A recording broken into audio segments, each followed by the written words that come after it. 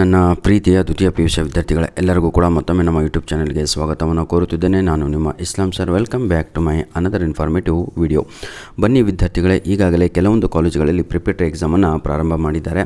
ಯಾಕಂದರೆ ಕಾಲೇಜ್ ವತಿಯಿಂದನೂ ಕೂಡ ಪ್ರಿಪೇಟರಿ ಎಕ್ಸಾಮನ್ನು ನಡೆಸ್ತಾ ಇದ್ದಾರೆ. ಯಾಕಂದರೆ ವಿದ್ಯಾರ್ಥಿಗಳಿಗೆ ಪ್ರಿಪ್ರೇಷನ್ ಆಗಲಿ ಅಂತ ಫಸ್ಟ್ ಪ್ರಿಪೇಟರಿ ಎಕ್ಸಾಮ್ ನಡೆದಿರುವಂಥದ್ದು. ಇದು ಇಲ್ಲಿ ಅಪ್ಲೋಡನ್ನು ಮಾಡಿಕೊಡ್ತಾ ಇದ್ದೇನೆ. ಕ್ಷಮಿಸಬೇಕು, ಕಳಿಸಿಕೊಟ್ಟವರ ಹೆಸರನ್ನು ಮರ್ತುಬಿಟ್ಟೆ, ಸಾರಿ ಮೈ ಡಿಯರ್. ಆಯಿತಾ, ಬನ್ನಿ ವಿದ್ಯಾರ್ಥಿಗಳೇ, ತಾವುಗಳು ಕೂಡ ತಮ್ಮ ಕಾಲೇಜಲ್ಲಿ ಪ್ರಿಪೇಟರಿ ಎಕ್ಸಾಮ್ಗಳು ಆಗಿದ್ದರೆ ಇದೇ ವರ್ಷದ್ದು ಸರ್, ಓಲ್ಡಲ್ಲ ಇದು. ಓಲ್ಡಲ್ಲಿ ಕ್ವಶನ್ ಪೇಪರ್ ಪ್ಯಾಟ್ರನ್ ಚೇಂಜ್ ಇರುತ್ತೆ ಕಣ್ರಿ. ಭಾಳ ಜನಕ್ಕೆ ಹೇಳ್ತಾ ಇದ್ದೀನಿ, ನಿಮ್ಗೆ ಅರ್ಥ ಆಗ್ತಾಯಿಲ್ಲ. Plus send me previous year question papers. ಅದೇ ಮೂರ್ಖರ, ಈ ಬ್ಲೂ ಪ್ರಿಂಟ್ ಬೇರೆ, ಆ ಬ್ಲೂ ಪ್ರಿಂಟ್ ಬೇರೆ.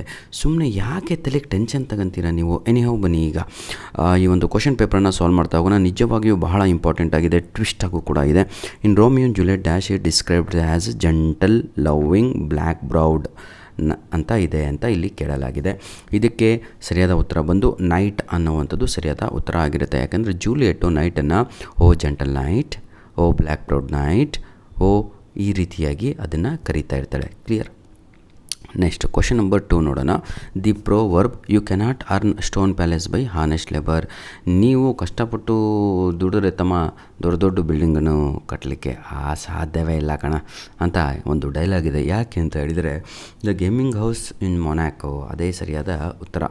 ಅಲ್ಲಿ ಅಷ್ಟು ಗೇಮಿಂಗ್ ಹೌಸ್ನಿಂದ ಜನರೆಲ್ಲ ಸಾಯ್ತಾ ಇರ್ತಾರೆ, ಅವರ ಫ್ಯಾಮಿಲಿ ಎಲ್ಲ ತೊಂದರೆ ಆಗ್ತಿರ್ತಾರೆ. ಆದರೂ ಕೂಡ ಅದು ನಡೀತಾ ಇರುತ್ತೆ. ಅಂದಮೇಲೆ ಆ ಪ್ರಪಂಚ ನಡಿಬೇಕು ಅಂದರೆ ಅಲ್ಲಿ ಆ ಕೆಲಸ ನಡೀಲೇಬೇಕು ಅಂತ. ಅದೇ ಸರಿಯಾದ ಉತ್ತರ ಆಪ್ಷನ್ ಎ ಆಗಿ ಇರುತ್ತದೆ.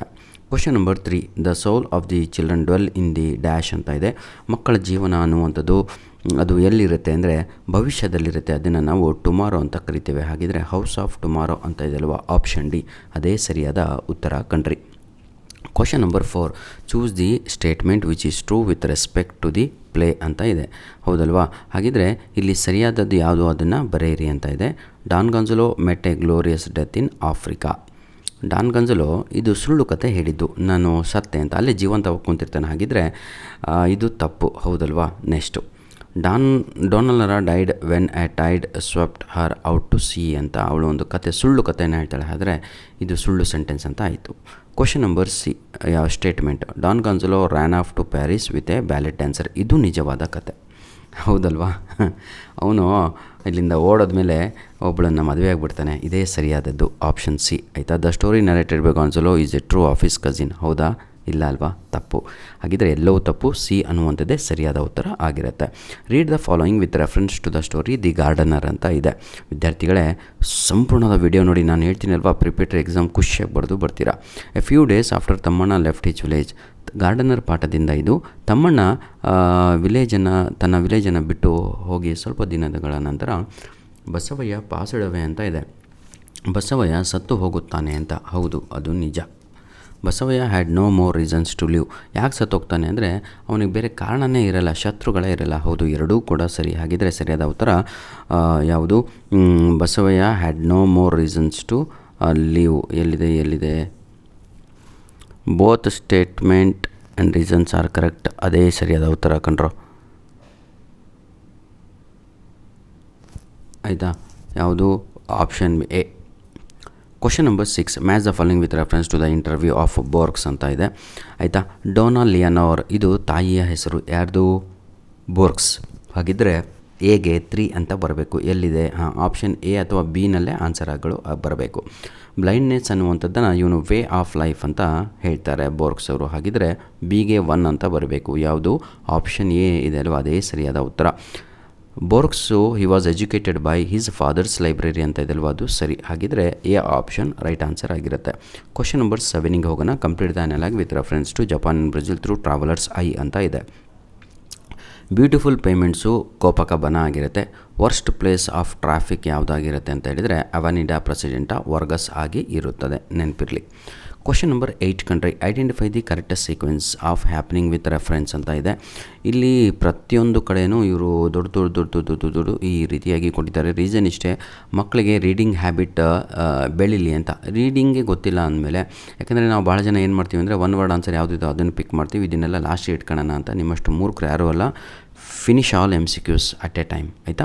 ನೋಡಿ, ಐಡೆಂಟಿಫೈ ದ ಕರೆಕ್ಟ್ ಸೀಕ್ವೆನ್ಸ್ ಅಂತ ಇದೆ.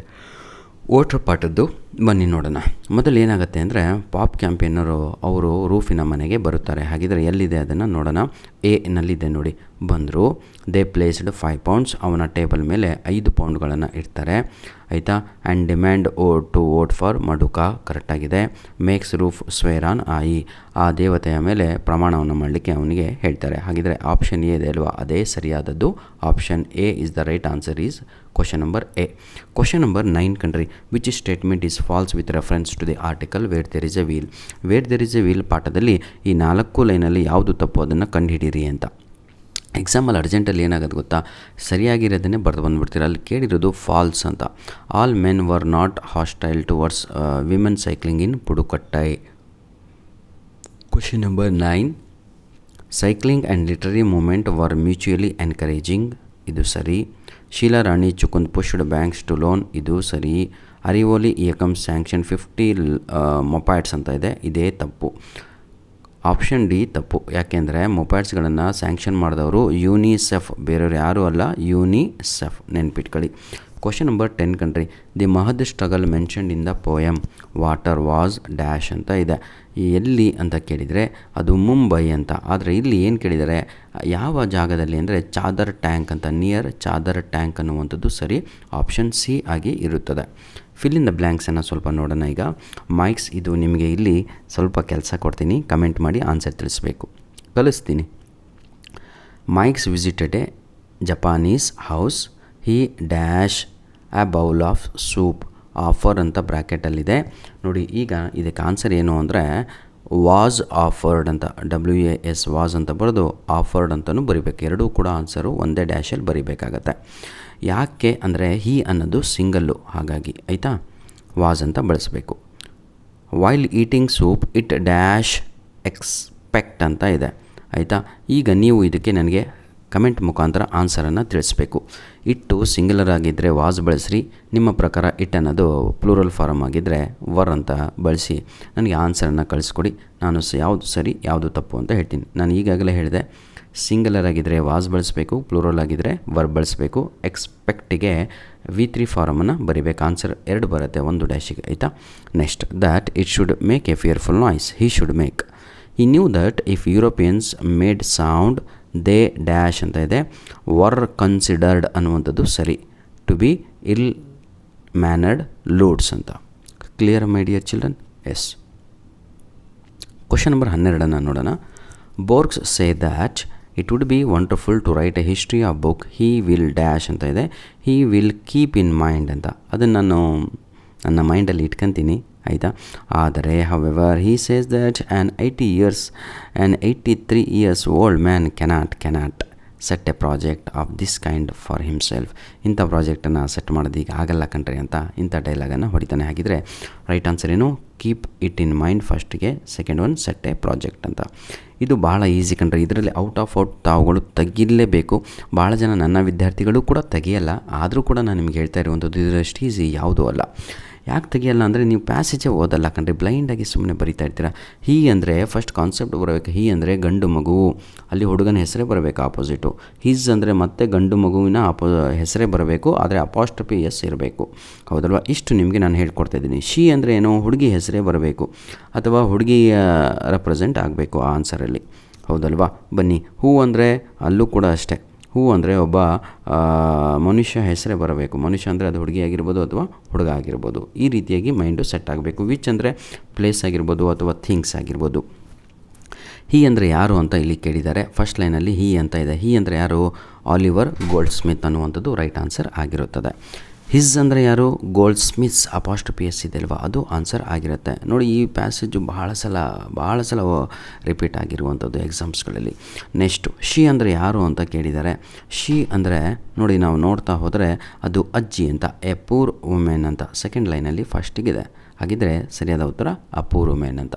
ನೆಕ್ಸ್ಟ್, ಹೂ ಅಂದರೆ ಯಾರು ಅಂತ ಕೇಳಿದ್ದಾರೆ, ಹೌದಲ್ವಾ. ಹೂ ಅಂದರೆ ನೋಡಿ ಎಲ್ಲಿದೆ ನೋಡಿ, asked him if he would come to see her husband who was sick. ಯಾರು ಇಲ್ಲಿ? ಹೂ ವಾಸ್ ಸಿಕ್ ಅಂದರೆ ಯಾರು? ಹಸ್ಬೆಂಡ್. ಹಾಗಿದ್ರೆ ಸರಿಯಾದ ಉತ್ತರ ಹೂ ಅಂದರೆ ಯಾರು? ಹಸ್ಬೆಂಡ್ ಅಂತ. ಅವಳ ಗಂಡ ಅಂದರೆ ಹರ್ ಹಸ್ಬೆಂಡ್ ಅಂತ ನೆನ್ಪಿಟ್ಕೊಳ್ಳಿ, ಆಯಿತಾ. ನೆಕ್ಸ್ಟ್ ವಿಚ್ ಅಂದರೆ ಏನು ಅಂತ ಕೇಳಿದರೆ, ವಿಚ್ ಅಂದರೆ ತಾವುಗಳು ಲಾಸ್ಟ್ ಲೈನಲ್ಲಿ ನೋಡ್ಬೋದು. ವಿಚ್ ಹಿಂದೆ ಸ್ಮಾಲ್ ಬಾಕ್ಸ್ ಅಂತ ಒಂದು ಥಿಂಗ್ ಇದೆ, ಅದನ್ನು ಬರಿಬೇಕು ಅಷ್ಟೇ. ಬನ್ನಿ ವಿದ್ಯಾರ್ಥಿಗಳೇ, ಕ್ವಶನ್ ನಂಬರು ಪಾರ್ಟ್ ಬಿಗೆ ಹೋಗೋಣ. ಈಗ 2 ಅಂಕದ ಪ್ರಶ್ನೆಗಳು ನೋಡಿ sir. Full syllabus as per the blueprint question paper set ಆಗಿರುವಂಥದ್ದು. ಬನ್ನಿ. Mention any 2 images to which Romeo compare Juliet in the poem ಅಂತ ಇದೆ. 14ನೆಯ ಪ್ರಶ್ನೆಗೆ ಸರಿಯಾದ ಉತ್ತರ ಬಂದು ಯಾವುದಾದ್ರೂ 2 ಬರೀರಿ ಅಂತ ಇದೆ. ಆ snow as a snowy dove ಅಂತ ಬರೀರಿ. ಬಿ ಅಂತ ಹಾಕ್ಬಿಟ್ಟು as a rich jewel in an Ethiopians ear ಅಂತ ಬರೀರಿ. Clear. Question number 15, who are the arrows ಅಂತ ಇದೆ. Arrows refers to parents. ಹೌದಾ? ತಪ್ಪು. ಆರೋಸ್ ರೆಫರ್ಸ್ ಟು ಯಾರು? ಲಿವಿಂಗ್ ಚಿಲ್ಡ್ರನ್ ಅಂತ, ಮಕ್ಕಳಿಗೆ. ಯಾಕಂದರೆ ಆರೋಗಳು ಮುಂದೆ ಹೋಗ್ತವೆ. ಆಯಿತಾ? Next, who send them forward. ಯಾರು ಅವರನ್ನು ಮುಂದಕ್ಕೆ ಕಳಿಸ್ತಾರೆ ಜೀವನದಲ್ಲಿ ಅಂದರೆ ಗಾಡ್ ಅಂತ ಬರೀರಿ. ಆರ್ಚರ್, ARCHER ನೆನ್ಪಿಟ್ಕೊಳ್ಳಿ. Question number 16, according to Vandana Shiva, who knew the real value of forest ಅಂತ ಇದೆ. ವಂದನಾ ಶಿವರವರ ಪ್ರಕಾರ ಇದನ್ನು ನೀವೇ ನನಗೆ ಕಳಿಸ್ಕೊಟ್ರೆ ಬಹಳ ಬೇಡ ಬಿಡಿ, ಇದನ್ನು ನಾನು ಹೇಳ್ತೀನಿ. ಕ್ವಶನ್ ನಂಬರ್ 17 ನೀವು ನಮಗೆ ಕಳಿಸ್ಕೊಡಿ. ಇದು ಹಿಮಾಲಯನ್ ರೀಜನ್ನಿನ ಹೆಣ್ಣು ಮಕ್ಕಳು. Himalayan region women know the real value of the forest ಅಂತ. What did they do to protect the trees ಅಂತ ಇದೆ. ಅವರೆಲ್ಲ ಏನು ಮಾಡಿದರು ಪ್ರೊಟೆಕ್ಟ್ ಮಾಡಲಿಕ್ಕೆ ಅಂತ ಹೇಳಿದರೆ, ದೇ ಪ್ರೊಟೆಕ್ಟ್ ದ ಟ್ರೀಸ್. ನೋಡಿ, what did they do to protect the trees ಅಂತ ಇದೆ. ಏನು ಮಾಡಿದರು ಅಂತ, ಯಾಕೆ ಅಲ್ಲ, ಏನು ಮಾಡಿದರು ಅಂದರೆ ದೆ ಹಗ್ಗಡ್ ದ ಟ್ರೀಸ್ ಅಂತ. ಅವರೆಲ್ಲ ಮರಗಳನ್ನು ಹಗ್ ಮಾಡ್ಕೊಂಡ್ರು. ಆಯಿತಾ? ಇದನ್ನು ಆನ್ಸರ್ ಬರೀಬೇಕು. ಕ್ವಶನ್ ನಂಬರ್ 17 ಭಾಳ ಸಲ ನಾನು ಕಳಿಸಿದ್ದೀನಿ ಯೂನಿಟ್ ಟೆಸ್ಟ್ 2ನಲ್ಲೂ ಕೂಡ ನಿಮಗೆಲ್ಲರಿಗೂ ಕೂಡ. ವೇರ್ ಡಸ್ ದಿ ವಾಟರ್ ಸಿಟ್ ಇನ್ನೋಸೆಂಟ್ಲಿ ಅಂತ ಇದೆ. ಎಲ್ಲಿ ಅದು ಶಾಂತವಾಗಿ ಕುಳಿತುಕೊಳ್ಳುತ್ತೆ, ನನಗೆ ದಯವಿಟ್ಟು ಕಮೆಂಟ್ ಮಾಡಿ. ಆಯಿತಾ? ಕ್ವಶನ್ ನಂಬರು 17, ಆಯಿತಾ? ಇದಕ್ಕೆ ನೀವೇ ನನಗೆ ಆನ್ಸರ್ ಕಳಿಸ್ಬೇಕು. ಕ್ವಶನ್ ನಂಬರ್ 17ನಲ್ಲಿ ಎ ಕೂಡ ಇದೆ, ಬಿ ಕೂಡ ಇದೆ. ಬಿ ಆನ್ಸರ್ ನಾನೇ ಕೊಡ್ತೀನಿ.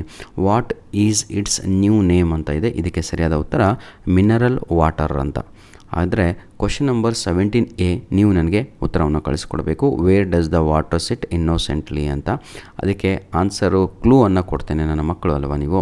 ಅದಕ್ಕೆ ಬಿಯಿಂದ ಆನ್ಸರ್ ಸ್ಟಾರ್ಟ್ ಆಗುತ್ತೆ. ಬನ್ನಿ ಈಗ ನಾವು ಥರ್ಡ್ ಮೇನ್ ಕ್ವಶನಿಗೆ ಹೋಗೋಣ. ಆನ್ಸರ್ ಎನಿ 4 ಅಂತ ಇದೆ. ಬ್ಲೂ ಪ್ರಿಂಟ್ ಪ್ರಕಾರನೇ ಇದೆ. ನಾನು ನಿಮಗೆ ಅವತ್ತಿನಿಂದನೂ ಹೇಳ್ತಾ ಇದ್ದೀನಿ ನೋಡ್ರೋ. When you are old fix question 3 ಮಾರ್ಕ್ಸಿಗೆ. To the food from which child fix question 21. Heaven fix question 22, 20, 21, 22 ನೋಡಿ 3 ಪೋಯಮೆ. ಅದಕ್ಕೆ ನಾನು ಹೇಳುತ್ತಿರುವಂಥದ್ದು, ನಾನು ಹೇಳಿದ ಟೆಕ್ನಿಕಲ್ಲಿ ತಾವುಗಳು ಓದ್ಕೊಂತ ಹೋದರೆ 100% ಗೆಟನ್ ಆಗ್ತೀರಾ.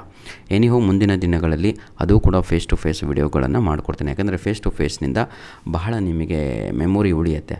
ಧನ್ಯವಾದಗಳು ವಿದ್ಯಾರ್ಥಿಗಳೇ. ಇವೆಲ್ಲ ಕ್ವಶನ್ ಆನ್ಸರ್ಸ್ಗಳಿಗೆ ಇದೇ ವಿಡಿಯೋದ ಡಿಸ್ಕ್ರಿಪ್ಷನ್ ಬಾಕ್ಸಿನ ಕೆಳಗಡೆ ಉತ್ತರಗಳನ್ನು ನೀಡಿರ್ತೇನೆ. ಅದನ್ನು ಉಪಯೋಗಿಸಿಕೊಂಡು ಕಲೀರಿ. ಆಯಿತಾ? ಈ 24, 25 ಯಾವುದೇ ಪ್ರಶ್ನೆಗಳಾಗಿರ್ಬೋದು, ಎಲ್ಲ ಪ್ರಶ್ನೆಗಳಿಗೂ ಈ ವಿಡಿಯೋದ ಡಿಸ್ಕ್ರಿಪ್ಷನ್ ಬಾಕ್ಸಿನ ಕೆಳಗಡೆ ಉತ್ತರಗಳನ್ನು ನೀಡಿರ್ತೇನೆ. ಅದನ್ನು ಯುಟಿಲೈಸ್ ಮಾಡಿಕೊಳ್ಳಿ. ಯಾಕಂದರೆ ವಿಡಿಯೋ ಲೆಂತಿ ಆಗಿಬಿಡುತ್ತೆ. ಈಗ ನಾವು ಮುಂದೆ ಹೋಗೋಣ ಸ್ವಲ್ಪ. ನೋಡಿ, ಈಗ make a antonym to the word successful ಅಂತ ಇದೆ. ಇದು ಪ್ರಿಫಿಕ್ಸು ಆಗಬೇಕು, ಆ್ಯಂಟೋನಿಮ್ ಆಗಬೇಕು. ಆ್ಯಂಟೋನಿಮ್ ಅಂದರೆ ವಿರುದ್ಧ ಪದ ಅಂತ. ಸಕ್ಸಸ್ಫುಲ್ಲಿಗೆ ಅನ್ಸಕ್ಸಸ್ಫುಲ್ ಅನ್ನುವಂಥದ್ದು ರೈಟ್ ಆನ್ಸರ್ ಆಗಿರುತ್ತದೆ. ಬನ್ನಿ ವಿದ್ಯಾರ್ಥಿಗಳೇ, ಮುಂದಿನ ಭಾಗವನ್ನು ನಾವು ನೋಡೋಣ. ಆಯಿತಾ? ನೋಡಿ, ಇಲ್ಲಿ ಬಹಳ ಜನ ನೀವೆಲ್ಲ ಇಲ್ಲಿ 2 ಆನ್ಸರ್ ಬರ್ತಾಯಿದೆ ಪ್ರತಿಯೊಂದು ಕ್ವಶನಿಗೆ. ಅಂತಹ ಕ್ವಶನ್ ಪೇಪರ್ ಸೆಟ್ ಆಗಿದೆ.